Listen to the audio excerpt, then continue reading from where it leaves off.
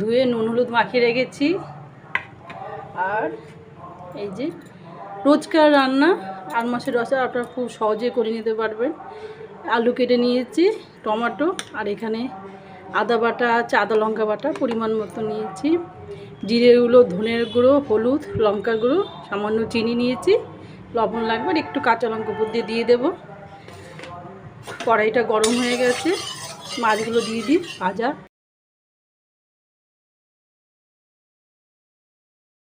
তেলটা গরম হয়ে গেছে, মাছ দিচ্ছি।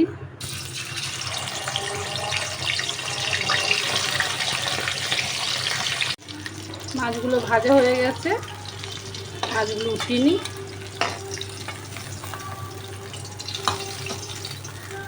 মাছটা উঠে নিয়েছি ভেজে। এবার আমি সম্বাদ দেবো। দেখুন তেজপাতা, জিরে, শুকনো লঙ্কা, একটু গরম মশলা, সম্বাদ দিয়ে আমি একবারে আলুটা এর মধ্যে ভেজে নেব। রোজকার রান্না খুব তাড়াতাড়ি করার জন্য ভেজে তার মধ্যে সম্বাদ দেবো অন্য কিছু। আলুটা একটু ভাজা ভাজা হোক, লবণ আর হলুদটা দিয়ে দেবেন, পরিমাণ মতো লবণ, হলুদ দিয়ে আলুটা একটু ভাজা ভাজা করে আমি টমেটোটা দেব। আলুটা কিছুটা ভাজা ভাজা হয়ে গেলে আমি টমেটোটা দিয়ে দিলাম। টমেটোটা দিয়ে একটু ভাজা ভাজা করে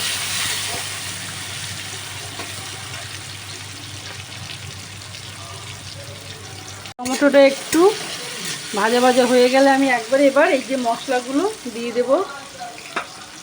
আদা বাটা একসাথে দিয়ে দেবো,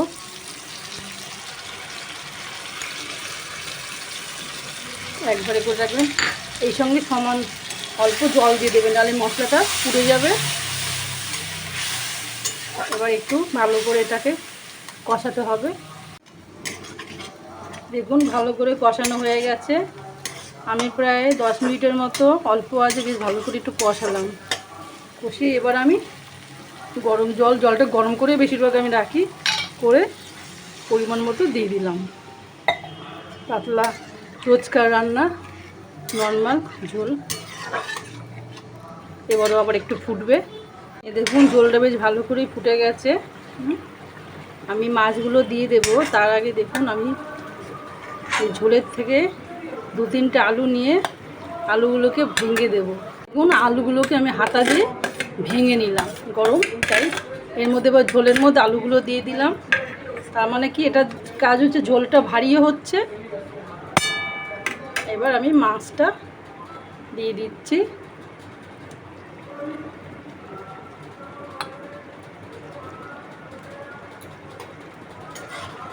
আগেকার মানুষরা আটা ময়দা একটু গুলে দিত, এখন আর এইসব না।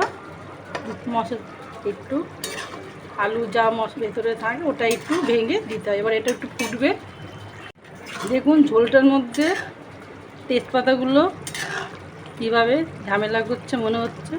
এই তেজপাতার মতো এভাবে সরিয়ে ফেলে যেমন মানুষ, সেইভাবে নিজের জীবনটাকে লোকের সাথে মেশাবেন না।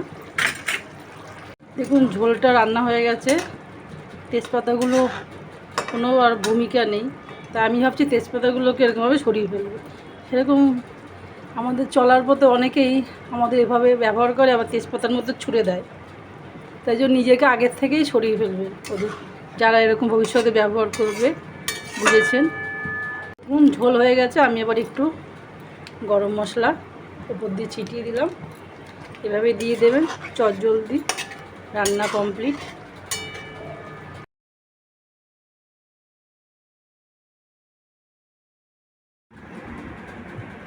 এই যে আমার রান্না এখন কমপ্লিট হয়ে গেছে।